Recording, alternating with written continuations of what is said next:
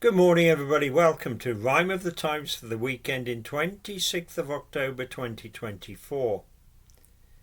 Queries as to why the CPS interfered as Sergeant Blake is cleared, and Rowley fears that people will be put off a police career, while Kaba's supporters sneer at justice they perceive as too tier.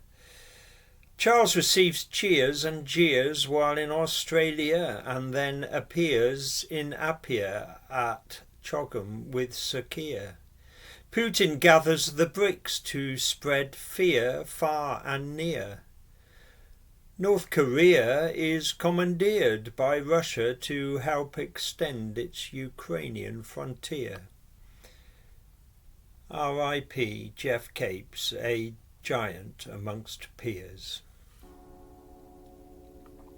2 years ago, late on a September day, 3 days before the Queen passed away, a guy called Kaba was pronounced dead. An armed officer had shot him in the head.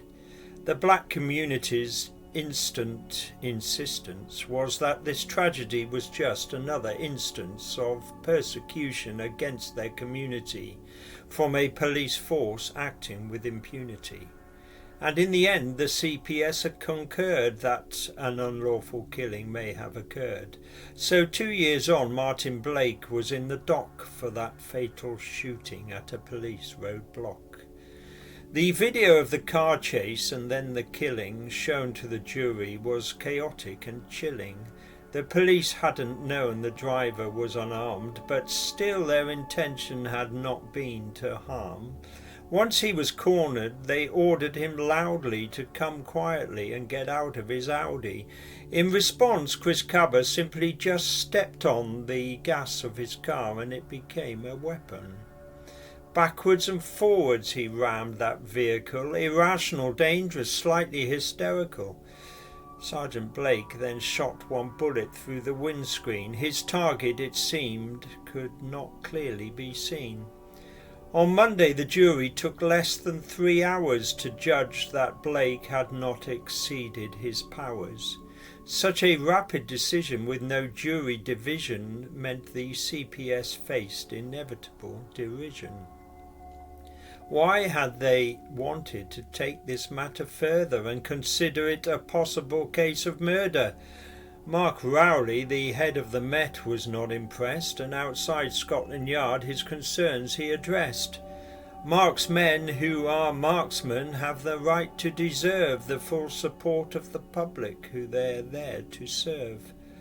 While trust in our coppers might be very low, this case has dealt their morale a huge blow. It's not that the police want to act all gung-ho, they just want to be completely certain they know that if something like this happens again, God forbid, they won't face the ordeal that Martin Blake did. But this was not the opinion of everyone. Some were unhappy with the not guilty outcome. How could the public be absolutely sure that the police weren't acting outside the law? But a lot of the anti-Bobby feeling shifted next day when reporting restrictions were lifted. Kaba was a piece of work, it transpired. Up to his neck in gangs, drugs and crime he was mired.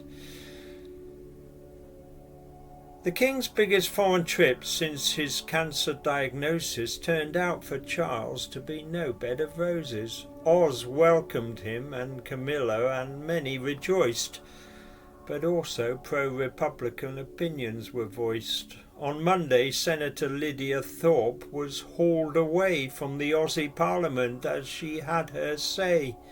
Charles was making a speech, then, not quite as he'd planned, the politician shouted, "You are not of this land."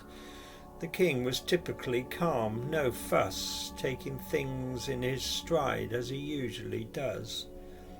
But for this week-long tour, the die had been cast and focus kept swinging back to bad deeds from the past.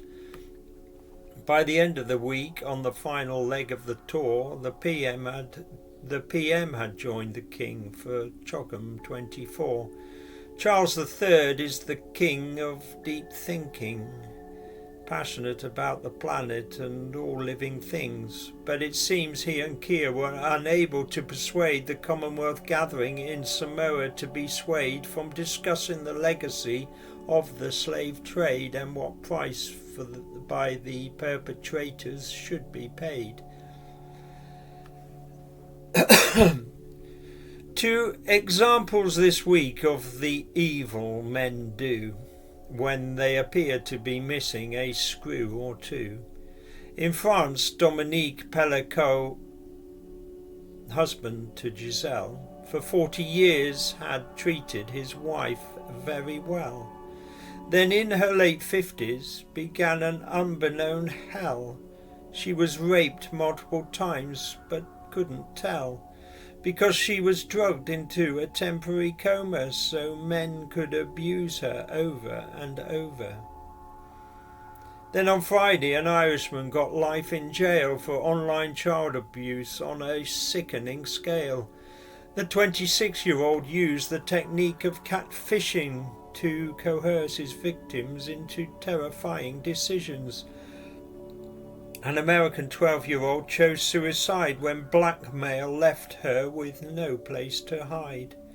Alexander McCartney has the dubious distinction of being the first person to have a conviction of manslaughter by the use of the internet to kill someone he'd never touched or even met.